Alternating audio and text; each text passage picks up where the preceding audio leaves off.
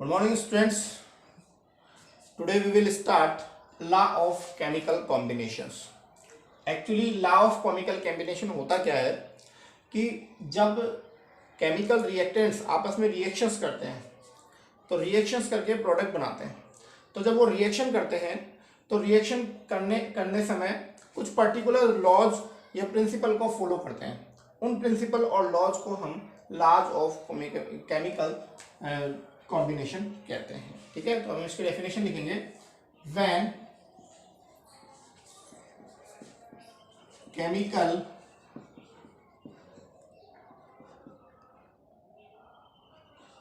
reactants are reacts to each other, then they follow the certain principle। ठीक है, जब कोई केमिकल रिएक्टेंट रिएक्ट करते हैं तो कुछ प्रिंसिपल को फॉलो करते हैं। These laws are known as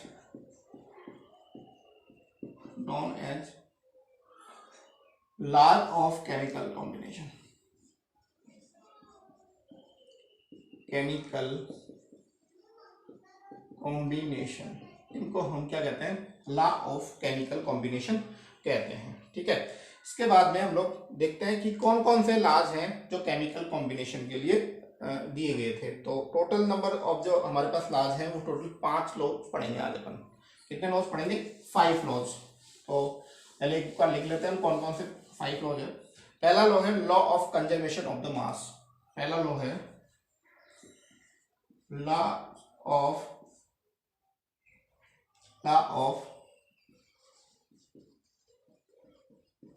conservation of mass.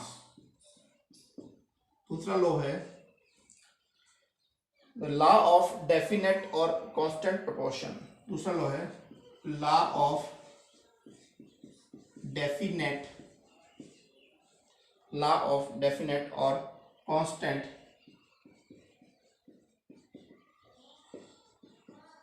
proportion of mass। law of definite और constant proportion of mass। Third है law of multiple proportion। law of multiple proportion of mass। Fourth है law of reciprocal proportion. Law of reciprocal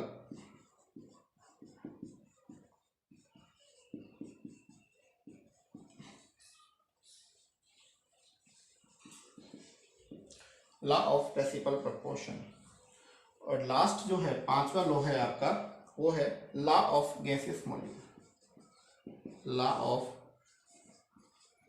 gaseous volumes. देखो ये 5 law है हमारे पास में कि लॉ ऑफ डेफिनेट और constant proportions of mass, law of multiple proportion of mass and law of reciprocal proportion and law of gaseous volume. तो हम सबसे पहले पढ़ते हैं law of conservation of the mass. देखो बच्चों, ये क्या होता है कि जब chemical law of mass conservation, तो ये मास की कंजर्वेशन से रिलेटेड है। मतलब जब भी कोई केमिकल रिएक्शंस होती है, इस रूल के अनुसार क्या होता है, जब भी कोई केमिकल रिएक्शंस होती है तो ना तो मास जो है डिस्ट्रॉय होता है और ना ही मास क्रिएट होता है। ना तो मास का नुकसान होता है केमिकल रिएक्शन के दौरान, ना ही मास जो है डिस्ट्रॉय होता है। मतलब कुल मिला के मास का अमाउंट जो है केमिकल रिएक्शन के दौरान जो है कांस्टेंट बना रहता है। क्या बना रहता है? कांस्टेंट। तो एक एक पॉइंट की बात करते हैं। According to this law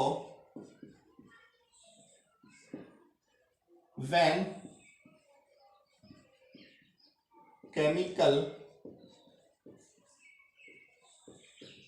chemical reaction is occur कि जब केमिकल रिएक्शन होती है, when a chemical reaction is occur, then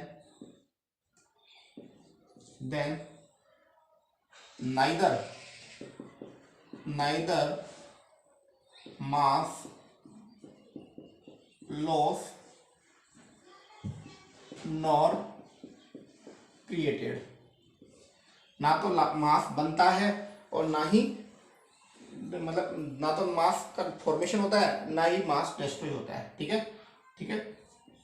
all mass of reactants and product remain constant, मतलब जो भी रिएक्टेंट का मास है और प्रोडक्ट का जो मास है वो हमेशा कांस्टेंट रहता है। ठीक है, तो ये जो था ये आपका क्या कहलाता है, लॉ ऑफ मास एक्शन। ठीक है, इस लॉ को दिया किसने था, तो this law was given by लेवेशियर। तो जो दिया था उन्होंने दिया था लेवोशियर ने, लेवोशियर।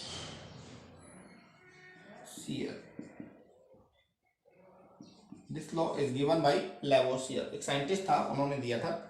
अब इसको समझने के लिए हम एक एग्जांपल लेते हैं। ठीक है, और एग्जांपल से समझते हैं कि भाई mass of law of mass of conservation का रिएक्शंस फॉलो करती है या नहीं करती है। तो जब रिएक्शन होती है तो ना तो मास का लॉस होता है और ना ही मास बनता है। इस रिएक्शन को कहते हैं law of mass conservation.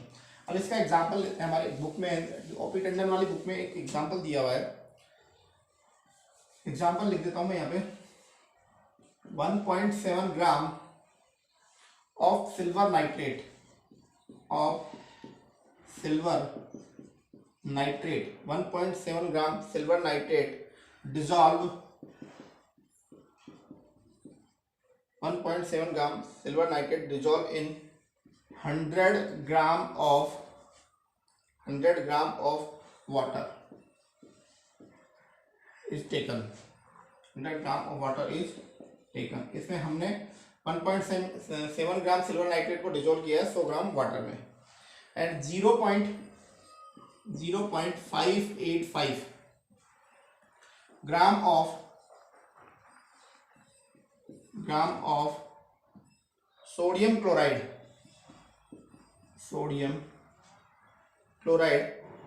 dissolve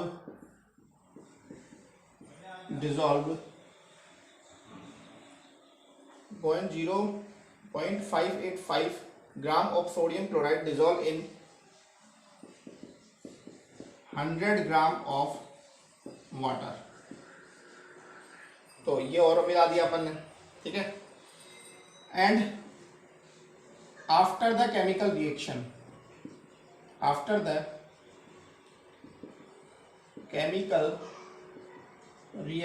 मतलब जब केमिकल रिएक्शन हो जाती है उसके बाद में 1.435 ग्राम ऑफ सिल्वर क्लोराइड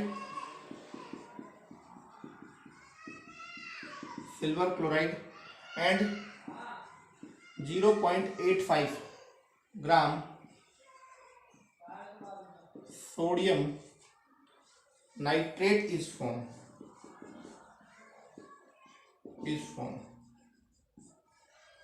ठीक है, ये देखो कि जब हमारे पास में एक तो है रिएक्टेंट कौन सा है, सिल्वर नाइट्रेट AgNO3, 1.7 ग्राम है तो इसके आगे 1.7 लिख दो। डिजोल्व इन 100 ग्राम वाटर, तो साथ में हमारे पास में वाटर भी है, साथ में 0.85 है सोडियम क्लोराइड लिया है, तो हमारे पास में NaCl। तो H2O का मोल कितना हो गया 100 ग्राम, इसका कितना हो गया 0.585। ये रिएक्टेंट है। जब ये रिएक्शन करते हैं तो रिएक्शन करने के बाद में क्या बनाते हैं, एक तो सिल्वर क्लोराइड बनाते हैं AgCl। ठीक है, इसका अमाउंट कितना है 1.43 है। ठीक है, और साथ में क्या बनाते हैं सिल्वर, एक तो बनाते हैं reactant R1.0 silver chloride and sodium nitrate NaNO3, ये बनता है कितना हमारे पास में 0.85, और रिमेनिंग अमाउंट जो है हमारा वो क्या हो गया, हमारा जो है पानी हो गया। ठीक है, तो अब इनको आप जोड़ोगे तो ये तो हमारे रिएक्टेंट का अमाउंट हो जाएगा। रिएक्टेंट का अमाउंट आप जोड़ोगे, मास 1.7 मास है, इसका हो गया 0.85 हो गया, और पानी। अब इस रिएक्शन के अंदर जब इसको बैलेंस करेंगे तो बैलेंस करने पर हमें मास ऑफ द वाटर, ठीक है, मास ऑफ वाटर कितना दे रखा है, 100 gram of water is taken, ठीक है। तो 100 ग्राम जोड़ दोगे तो इसके अंदर जो आपके पास में आंसर आएगा 102.285, 102.285। इसमें भी 100 ग्राम जितना पानी लिया है उतना ही पानी निकलेगा। H2O कितना होगा, वही 100 ग्राम पानी होगा। तो इन तीनों को आप जोड़ोगे तो आपके पास में 102.285 जो है आपके पास में आंसर आएगा। तो यहाँ पे आप देखो कि जितना अपन ने पानी ऊपर लिया रिएक्टेंट के अंदर लिया था, उतना ही रिएक्टेंट पानी कितना निकला, इसमें निकला, यहाँ पे 100 ग्राम पानी निकला। और जितना रिएक्टेंट का मास का सम था उतना ही प्रोडक्ट के मास का सम है। तो हम ये कह सकते हैं total mass of the reactant is equal to the, ठीक है। तो इससे हमें क्या समझ में आ रहा है कि हमारे पास में जितना रिएक्टेंट का मास था उतना ही प्रोडक्ट का मास है। तो दिस, ठीक है, according to this law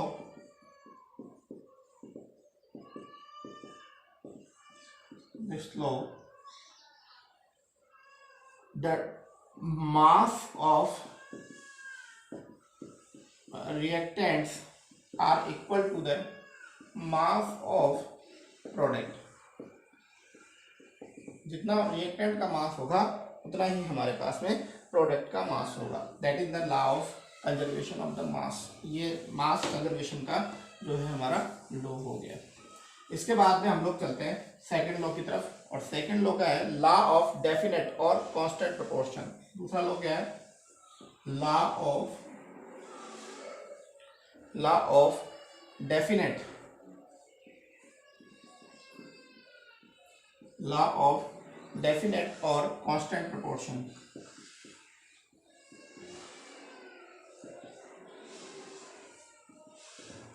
law of definite और कांस्टेंट प्रोपोर्शन क्या है ये, कि इसको पहले मैं लिख लेता हूं लॉ को। देखो सबसे पहले this law is given bye Proust. ये लॉ जो है सबसे पहले किसने दिया था, प्राउस्ट नामक एक शास्त्री ने दिया था, ठीक है। रूल क्या है, ये रूल देखिए, a chemical compound always contain a chemical compound always contain the same elements, the same elements combined together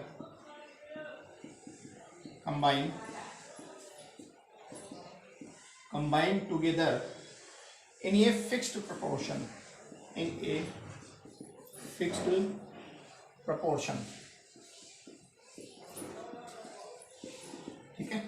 मतलब जब भी कोई केमिकल कंपाउंड बनता है तो उसमें जो एलिमेंट्स तो होते हैं वो आपस में एक निश्चित प्रपोर्शन में कंबाइन होते हैं। दे आर फिक्स्ड इन ये by mass.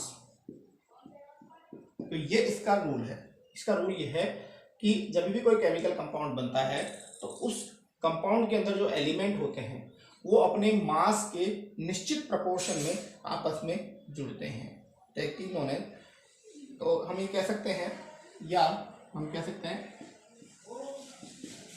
Chemical compound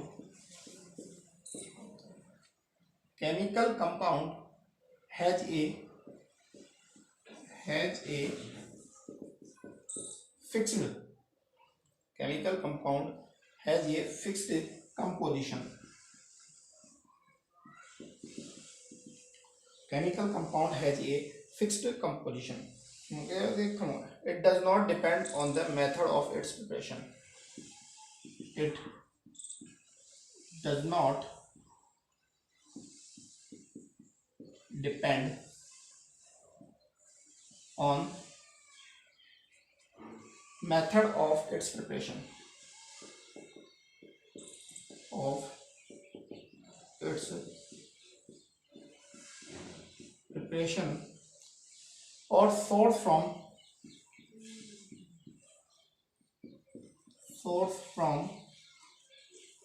which it has been obtained।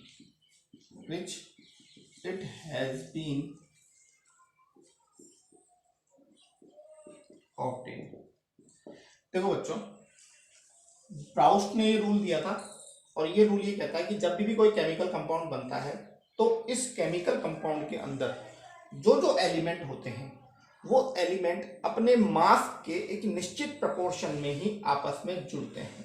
ठीक है, compound contain a same element compound combine together in a fixed proportion of their mass. वो अपने मास के फिक्स्ड प्रोपोर्शन में ही आपस में जुड़ते हैं। ठीक है, तो केमिकल कंपाउंड हैज ये फिक्स्ड कंपोजिशन। किसी भी केमिकल कंपाउंड का एक फिक्स्ड प्रोपोर्शन होता है। It does not depend on the method of its preparation. ये कोई इसके प्रिपरेशन मेथड पर डिपेंड नहीं करता, ना ही सोर्स के ऊपर डिपेंड करता है कि इसमें ये हमें कैसे मिला है। तो ये लॉ था वो हमारा लॉ ऑफ डेफिनेट। अब इसको हम समझेंगे इससे कुछ एग्जांपल्स लेके। ठीक है, carbon dioxide can be obtain using any one of the method. ठीक है, हम क्या है कि कार्बन डाइऑक्साइड का एग्जांपल ले रहे हैं यहाँ पे। कार्बन डाइऑक्साइड जो है हमें कई तरीकों से प्राप्त होती है, उन सभी तरीकों को देखते हैं और उनमें देखते हैं हम कार्बन का और ऑक्सीजन जो है। कार्बन डाइऑक्साइड जो होती है दो एलिमेंट से मिलकर बनी होती है, एक तो कार्बन से बनी होती है और दूसरी ऑक्सीजन से बनी होती है।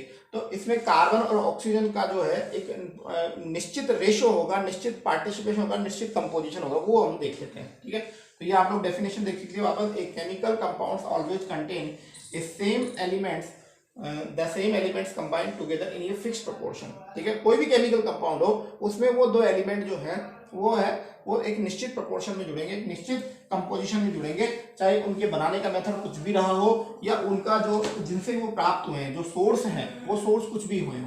ठीक है, वो डिपेंड नहीं करता है। ठीक है, for example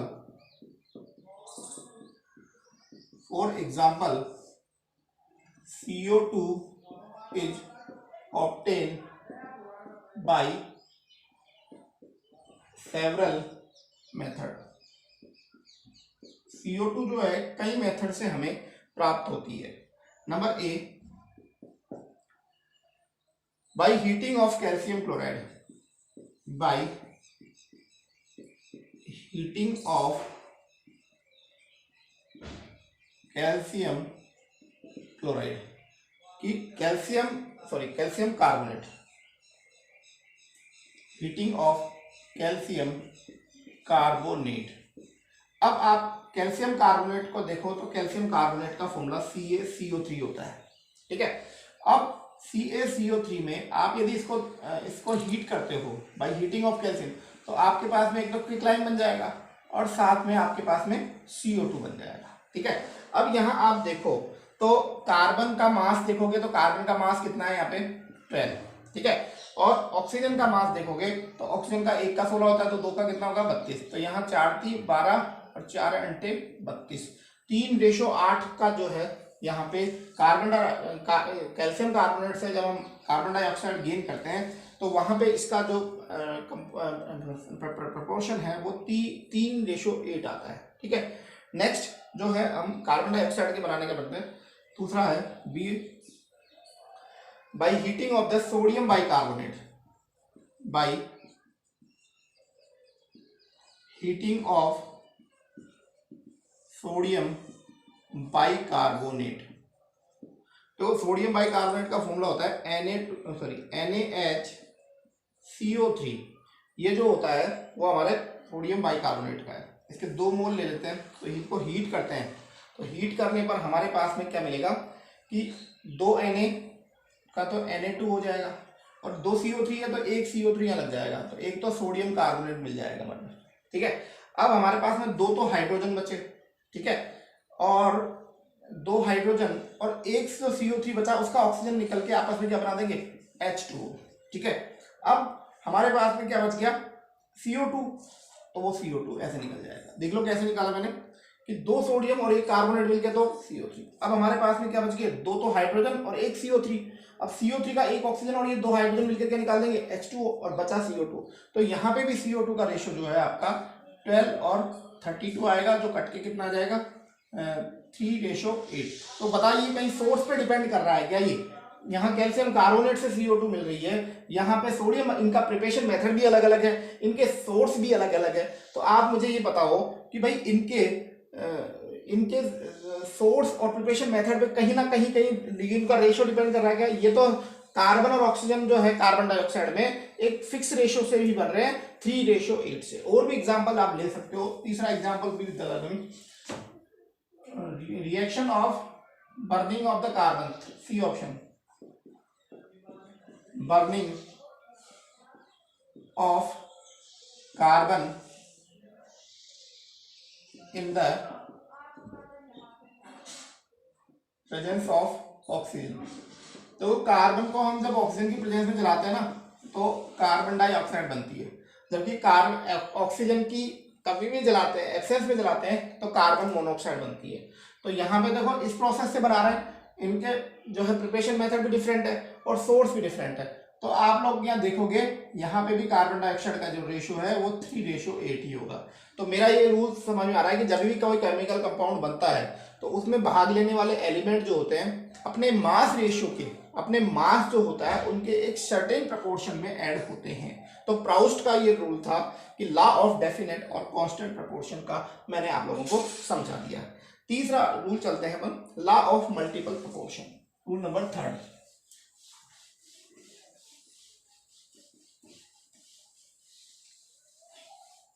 rule number 3, law of multiple proportion.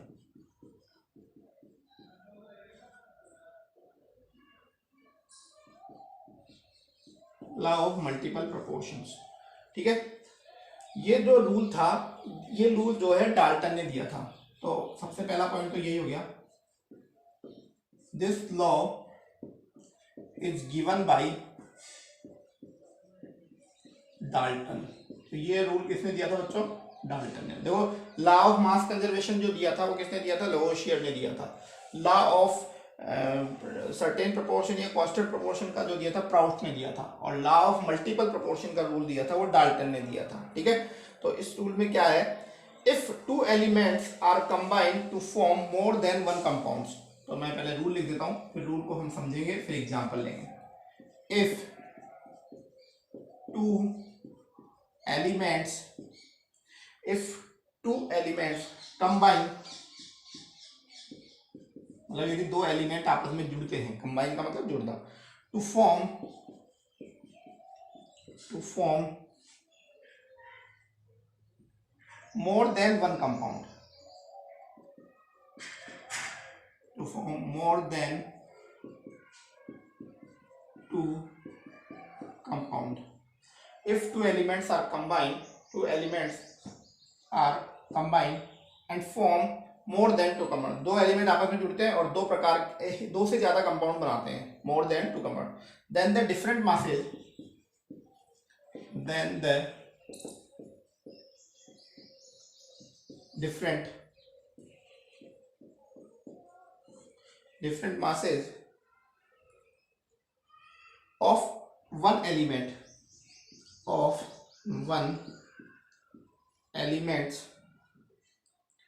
which combine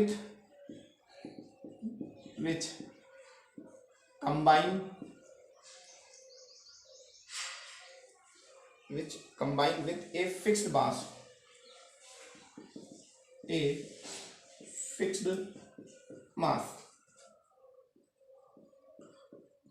combined with a fixed mass of the other element,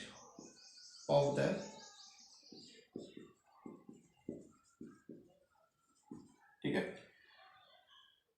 bear a mass of the other element,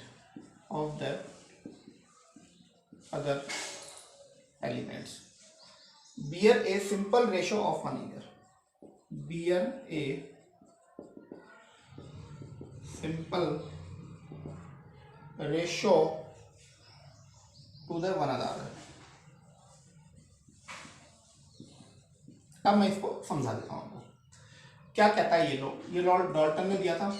यदि दो एलिमेंट आपस में कंबाइन करते हैं और कंबाइन होने पर वो जो है एक दो से अधिक कंपाउंड बना रहे हैं, then more than two compounds are form, ठीक है। जब दो एलिमेंट आपस में जुड़ते हैं और दो से ज्यादा कंपाउंड बनाते हैं तो then different mass of the one element, ठीक है, कंबाइंड विथ ये fixed mass of the other element, ठीक है। तो एक एलिमेंट का मास जो है जो दूसरे एलिमेंट के एक फिक्स मास से ही जुड़ता है, ठीक है। कि जब दो कंपाउंड बनाते हैं तो one element different masses of the one element, एक एलिमेंट के different mass combine with fixed mass of the other element, दूसरे एलिमेंट के फिक्स मास से कंबाइन होता है। अब ये डेफिनेशन से आपको थोड़ा टिपिकल लग रहा होगा, लेकिन जब इसका एग्जांपल हम लेंगे तो आप लोगों को समझ में आ जाएगा। देखो मिला देता हूं ये,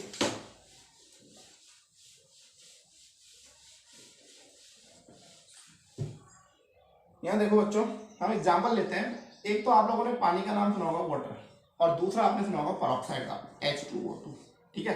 तो यहाँ पे आप देखोगे कि यहाँ जो है हाइड्रोजन पार्ट्स कितने हैं, हाइड्रोजन पार्ट्स इक्वल टू 2, है ना, और ऑक्सीजन पार्ट्स कितने हैं, पार्ट्स बराबर 16, कितने 16। यहां पे भी देखोगे हाइड्रोजन पार्ट्स बराबर 2 और ऑक्सीजन पार्ट्स कितना 30 है, ठीक है। तो यहां मैंने ऑक्सीजन और हाइड्रोजन को डिस्कस किया है कि ऑक्सीजन का जो है निश्चित पार्ट ही जुड़ रहा है ऑक्सीजन से, चाहे ऑक्सीजन का मास चेंज हो गया हो। यहाँ ऑक्सीजन का 16 था, यहाँ ऑक्सीजन का 32 है, लेकिन देखो हाइड्रोजन के पार्ट्स वही रहे, मास के पार्ट्स कितने रहे, वही दो दो रहे हैं दोनों में। हाइड्रोजन के पार्ट्स कितने रहे, दो दो रहे हैं। एक अदर एग्जांपल और एग्जांपल ले लेते हैं। मैंने यही कहा था कि जब कोई दो कंपाउंड आपस में, दो एलिमेंट आपस में, यहाँ दो एलिमेंट कौन कौन से हैं, हाइड्रोजन और ऑक्सीजन, यहाँ भी कौन सा है, हाइड्रोजन और ऑक्सीजन। जब हाइड्रोजन और ऑक्सीजन आपस में रिएक्शन करते हैं और रिएक्शन करके दो या दो से अधिक प्रकार के एलिमेंट बनाते हैं, दो कंपाउंड बनाते हैं, भाई हाइड्रोजन रिएक्शन कर रही है और ऑक्सीजन, तो पानी भी बन सकता है और हाइड्रोजन पेरोक्साइड बनता है। तो एक एलिमेंट जो है जिसके डिफरेंट अलग अलग पार्ट्स भाग ले रहे हैं, यहाँ पे ऑक्सीजन के कितने पार्ट्स भाग ले रहे हैं, 16, यहाँ ऑक्सीजन के कितने पार्ट्स भाग ले रहे हैं, 32। लेकिन हाइड्रोजन जो है उसके निश्चित पार्ट्स ही भाग ले रहे हैं, यहाँ भी उसके दो पार्ट्स भाग ले रहे हैं, यहाँ पे भी उसके दो पार्ट्स भाग ले रहे हैं, ठीक है। एक और एग्जांपल जो है मैं आप लोगों को डिस्कस करता हूं यहीं पे, जिससे आपको ये क्लियर हो जाएगा। देखिए हम जो रिएक्शन करा रहे हैं नाइट्रोजन की और ऑक्सीजन की, और नाइट्रोजन और ऑक्सीजन से रिएक्शन करने के बाद में हमारे पास में बहुत सारे कंपाउंड बनते हैं, बहुत सारे बनते हैं, आप पी ब्लॉक में पढ़ोगे। पहला तो हमारे पास में बन जाएगा N2O, जिसको लाफिंग गैस भी बोलते हैं, कल मैंने बताया था आपको। दूसरा बताया था मैंने N2O2, दूसरा N2O3, यहाँ देखिए N2O4 और N2O5, ये आपके बन रहे हैं। तो देखो यहाँ पे नाइट्रोजन के कितने पार्ट हैं, 28, ऑक्सीजन के कितने हैं, 16। यहाँ पे देखो आप नाइट्रोजन के कितने हैं, 28, और ऑक्सीजन के कितने हैं, 32। नाइट्रोजन के कितने हैं, 28, इसके कितने हैं, 48, यहाँ कितने हैं, 28, यहाँ कितने हैं, 64, यहाँ कितने हैं, 28, यहाँ कितने हैं, 80। तो देखो बहुत सारे कंपाउंड बन रहे हैं, लेकिन नाइट्रोजन का पार्ट जो है वो बिल्कुल सेम है, और इसका जो है मल्टीपल हो रहा है, 32, 48, 48 बढ़ रहे हैं, ठीक है। तो इसे एक दो एलिमेंट जब आपस में कंबाइन हो गए दो से अधिक कंपाउंड बनाते हैं, तो यदि एक एलिमेंट अलग अलग रेशियो में जुड़ रहा है, अलग अलग मास में जुड़ रहा है, तो दूसरा वाला एलिमेंट जो है वो तो अपने निश्चित भाग में ही जुड़ेगा। तो ये जो नियम है आपका कहलाता है law of multiple proportion law, ठीक है। नेक्स्ट है लॉ है जो हमारा लॉ ऑफ रेसिप्रोकल प्रोपोर्शन। अगला लॉ है law of reciprocal proportion. Law of reciprocal proportion क्या कहता है, ये लॉ रेसिप्रोकल जो लॉ था वो रिचर्ड ने दिया था। किसने दिया था, तो सबसे पहला पॉइंट हो जाएगा this law is given by Richter, R-I-C-H-T-E-R, Richter। This law is given by Richter, ठीक है। हमको सन 1 याद रखना नहीं है, कब याद दिया था, ठीक है। क्या होता है, इस लॉ को समझ लेते हैं पहले। लिख लेते हैं फिर इसको समझ लेंगे। when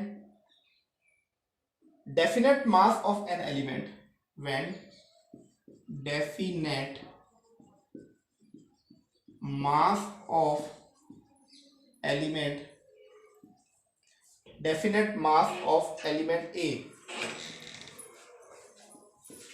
combine, definite mass of element A combined with two other element, with two other elements B and C, कि A का कोई निश्चित मास है, वो निश्चित मास जो A का है वो B और C से क्या हो रहा है, कंबाइन हो रहा है, B and C, and also combine form a compound, and also combine to form a compound, to form a compound. Their combined mass are the, their combined mass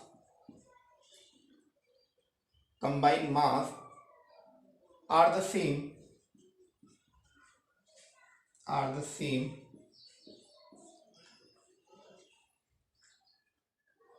proportion to bear,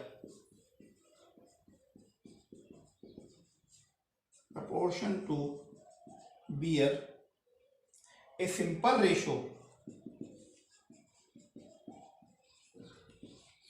ratio to the mass of B and C, ठीक है, which combine with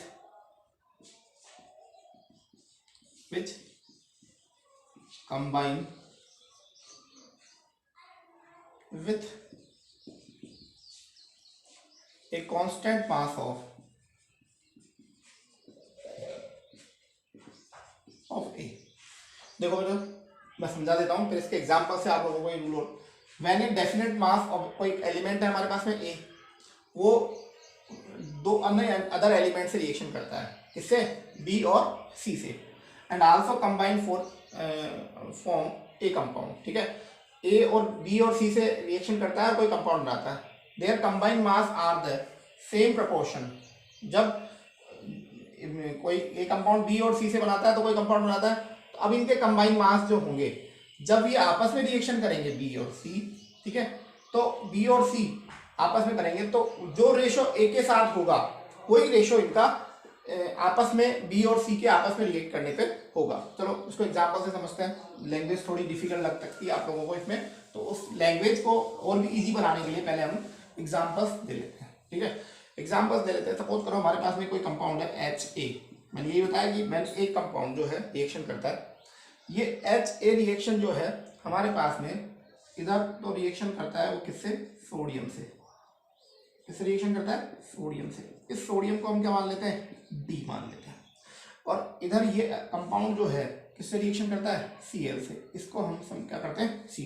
अब definition पे चलते हैं कि when A element in a certain mass react with A and B, sorry B और C से react करता है, तो इससे रिएक्शन करने पर तो ये क्या बनाएगा, सोडियम हाइड्राइड NaH, और इस Cl से रिएक्शन करने के बाद में ये हाइड्रोजन क्या बनाएगा, यहाँ पे HCl बनाएगा। क्या बनाएगा बच्चों, HCl बनाएगा। तो यहाँ तो हमारे पास में NaH बन जाएगा, यहाँ पे हमारे पास में HCl बन जाएगा।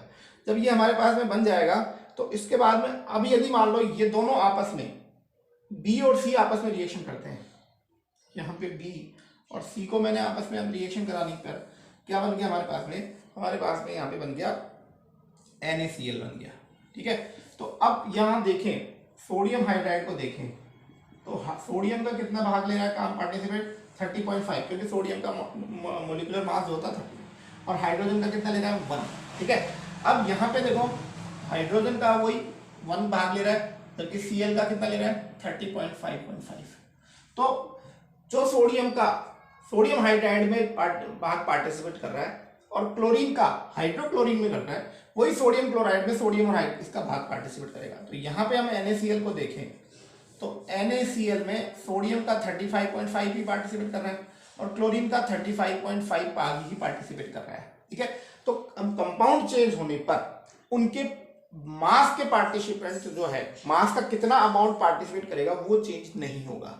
यहाँ पे जो है हाइड्रोजन Cl से भी रिएक्शन कर रहा है, हाइड्रोजन Na से भी रिएक्शन कर रहा है, तो यहाँ सोडियम का जो प्रोपोर्शन है वही सोडियम का यहाँ प्रोपोर्शन है।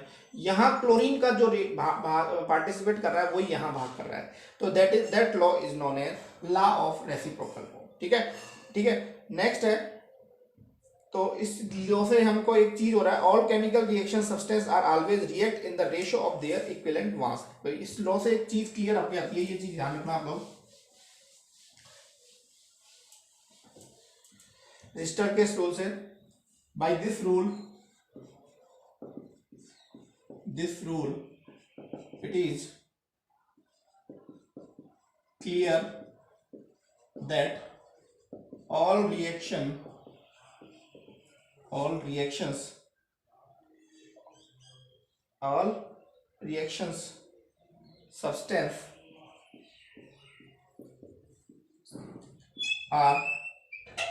always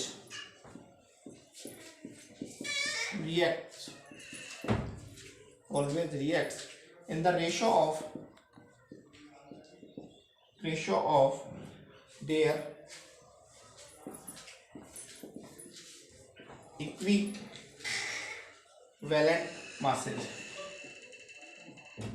equivalent masses, so that is known as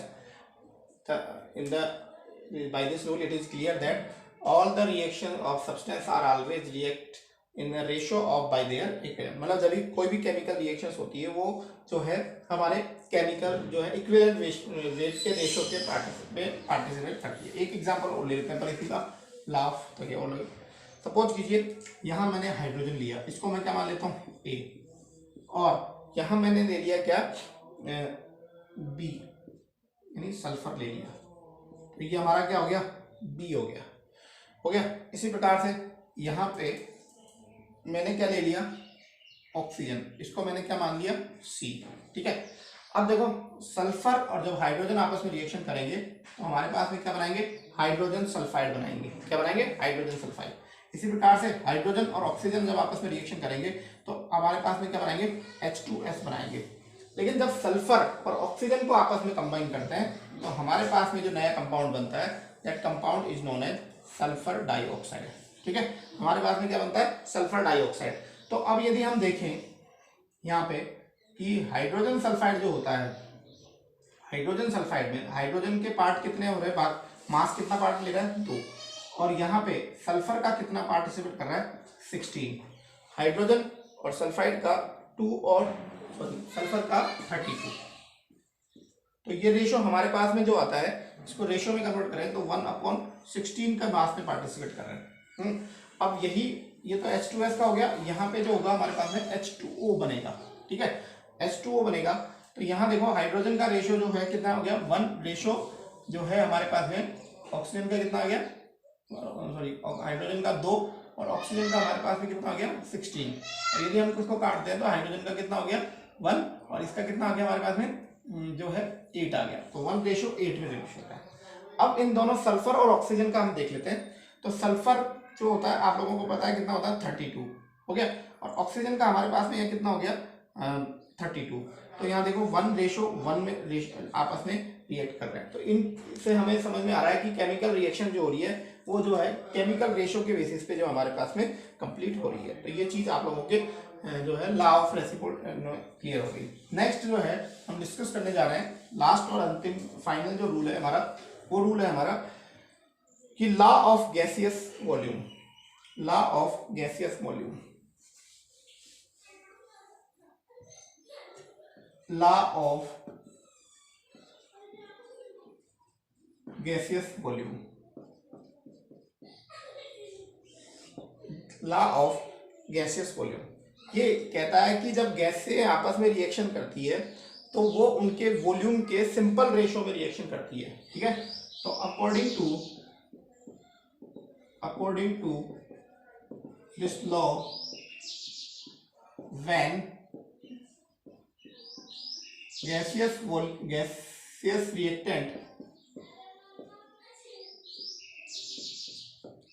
reactants are reacts to each other. Gaseous reactants are react to each other, then they react in the simple ratio of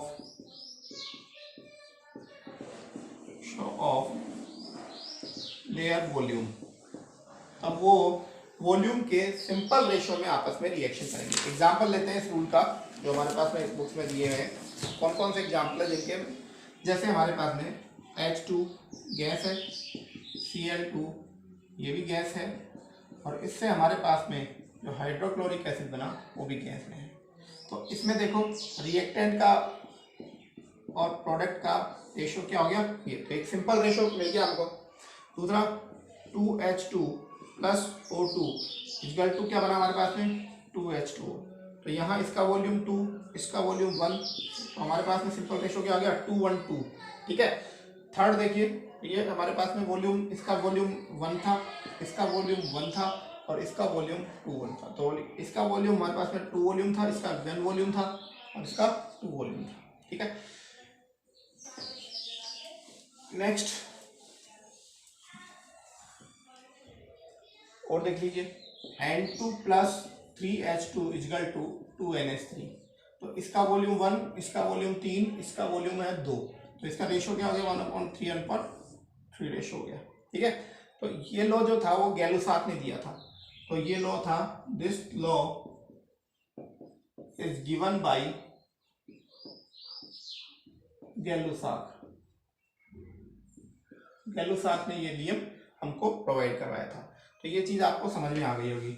अब मैं बच्चों आप लोगों को इस मोल कंसेप्ट का जो अंतिम टॉपिक है आपको पढ़ाने जा रहा हूं, that is known as stoichiometric constant.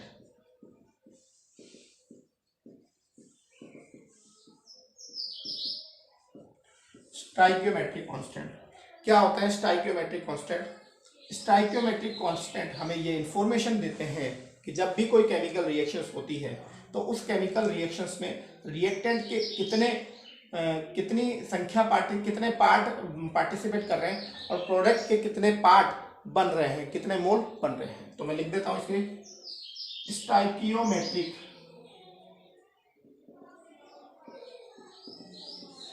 Constant are inform us about the number of moles which take part in chemical reaction, number of reactant molecules which are take part in chemical reaction, and number of moles which are formed in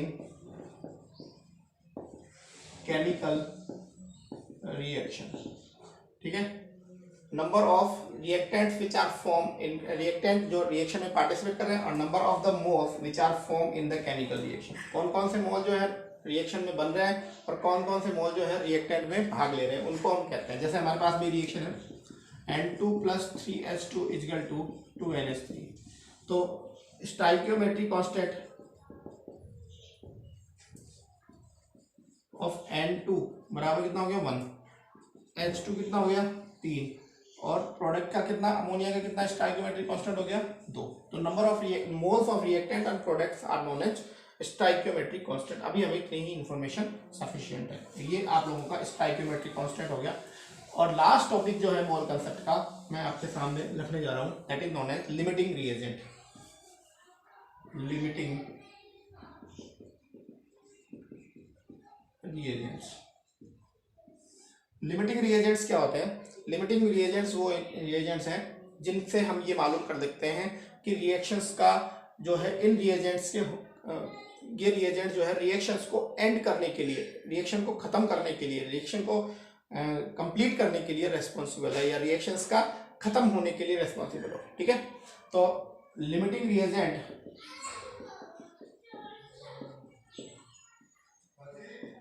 are those reagents which are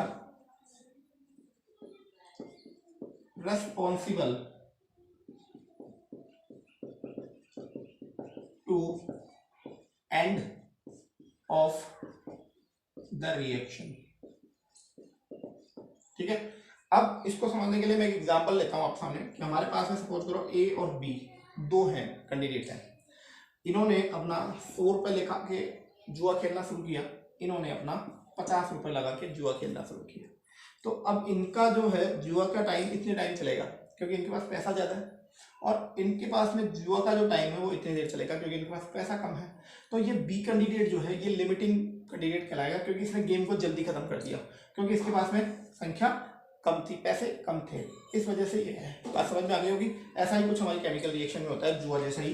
क्या होता है देखो, हमारे पास में जैसे कोई reaction है CH4, इसकी रिएक्शन मैंने ऑक्सीजन से कराई, ऑक्सीजन से कराने पर हमें क्या मिल गया, 1 मोल तो CO2 का मिल गया और जो है 2 मोल हमें पानी के मिल गए।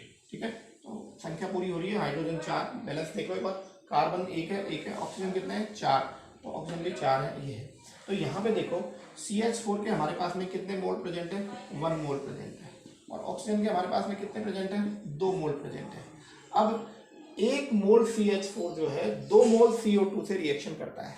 क्या होता है, 1 मोल जो CH4 है 2 मोल CO2 से रिएक्शन करता है। इसका मतलब है तब जाके हमारे पास में CO2 का 1 मोल और पानी का 2 मोल का फॉर्मेशन होता है। ठीक है, अब यहाँ पे स्थिति क्या है कि एक यदि हम CH4 के हम देखें तो CH4 के अमाउंट कितने हैं, यहाँ पे 16 ग्राम हम यहाँ CO2 लेके चल रहे हैं। 16 ग्राम CO2 है क्योंकि यहाँ पे देखो कार्बन में कितने होता है 12 और 4 16, तो 16 ग्राम का क्या होता है 1 मोल होता है। और यहाँ पे हम देखें तो यहाँ पे हम किसकी मात्रा ले रहे हैं, ऑक्सीजन कितने 4, तो 4 का मतलब हो गया कितना 2 मोल बनाने अपन को, तो ऑक्सीजन का कितना अमाउंट लेंगे, हमारे पास में 2 मोल बने, तो 2 मोल बनाने के लिए 2 मोल ऑक्सीजन बनाने के लिए ऑक्सीजन का मोलिकुलर वेट कितना होता है 16, तो 2 मोल बराबर x का मान तो 32 ग्राम। तो यहाँ हम कितना ले रहे हैं 32 ग्राम ऑक्सीजन ले रहे हैं। ठीक है, 32 ग्राम ऑक्सीजन ले रहे हैं और 16 ग्राम हम लोग क्या ले रहे हैं, मीथेन ले रहे हैं। तो हमारे पास में अमाउंट किसका ज्यादा है, CH4 का अमाउंट क्या है ज्यादा है, तो CH4 का कम है और 32 कम है, तो ये रिएक्शन में क्या होगा लिमिटिंग रिएजेंट हो जाएगा। CH4 this is limiting reagent of the reaction. बाकी का जो असाइनमेंट है मैं आप लोगों को असाइनमेंट में डाल दूंगा क्वेश्चंस वगैरह, और इसी के साथ में हमारा जो है ये चैप्टर खत्म हो गया है। ठीक है, तो अब जो है हमने नया जो चैप्टर स्टार्ट करने जाएंगे, वो नया चैप्टर स्टार्ट करने जाएंगे वो रेडॉक्स स्टार्ट करेंगे। हम नया चैप्टर कल से स्टार्ट करेंगे, that is known as redox. मैं इस चैप्टर को इसमें डिस्कस इसलिए कर रहा हूँ कि कुछ बच्चे अभी तक जो हैं हमारे इस ऑनलाइन टीचिंग से जुड़े नहीं हैं, तो जो बच्चे अब नए चैप्टर से जुड़ना चाहें तो वो जुड़ सकते हैं। कल से जो आप लोगों को वीडियो मिलेगा वो रेडॉक्स पार्ट फर्स्ट मिलेगा। आपका मोल कंसेप्ट जो है अप्रोक्सीमेटली मैंने खत्म कर दिया है, तो आप लोगों का ये खत्म हो गया। तो अब इसका मान चाहिए, इसका एक बड़ा असाइनमेंट आपका होगा जो कि मैं प्रिपरेशन कर रहा हूँ, मुझे टाइम लगेगा, तो आप लोग इसके लिए तैयार रहें। ठीक है, नेक्स्ट हम कल मिलेंगे रेडॉक्स के साथ में। ओके, धन्यवाद।